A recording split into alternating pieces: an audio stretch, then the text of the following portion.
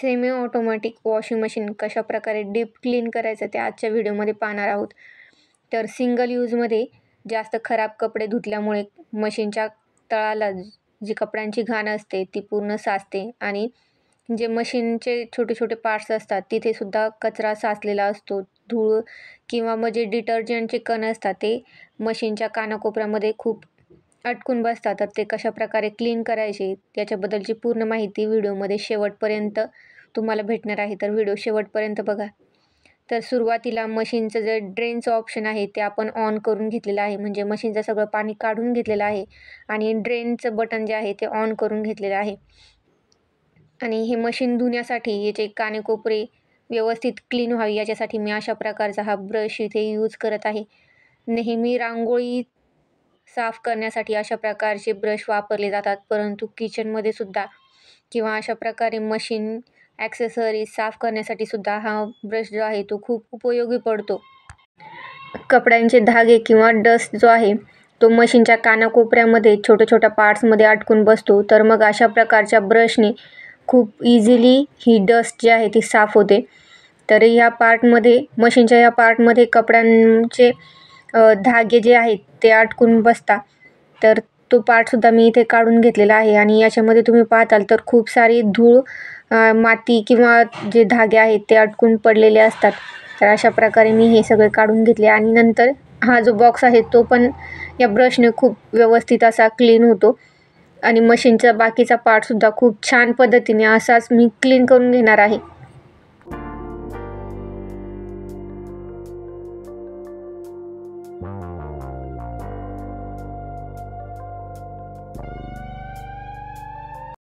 Washing मशीनमध्ये तुम्हाला हे जे लाल बॉल दिसत आहे ते वॉशिंग मशीनमध्ये टाकल्याने कपडे एकमेकांमध्ये गुंतत नाही. सेमी ऑटोमॅटिक मशीनमध्ये जेव्हा आपण कपडे सायकल झाल्याच्या नंतर काढतो तेव्हा ते एकमेकांमध्ये खूप गुंतलेले असतात. त्याच्यामुळे हे बॉल मी इथे वापरत आहे. नेमकेच मी ते ऑनलाईन ऑर्डर केलेले होते आणि ते मशीनमध्ये खाली तळाला तसेच राहिलेले.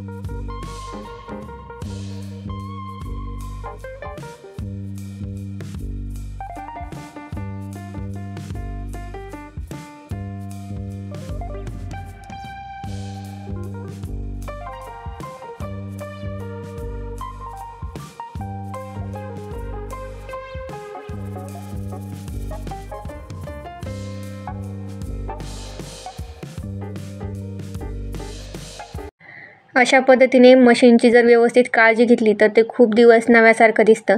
माझ्याकडचं हे मशीन 4 वर्ष जुनं आहे, परंतु आजसुद्धा ते एकदम नव्यासारखं चमकतं, तुम्ही पाहू शकता. आणि मी नेहमी याच प्रकारे याची काळजी घेत असते. तर व्हिडिओ कसा वाटला ते कमेंटमध्ये सांगा. आवडल्यास व्हिडिओला लाईक करा, चॅनल सबस्क्राईब नक्की करा. थँक्यू.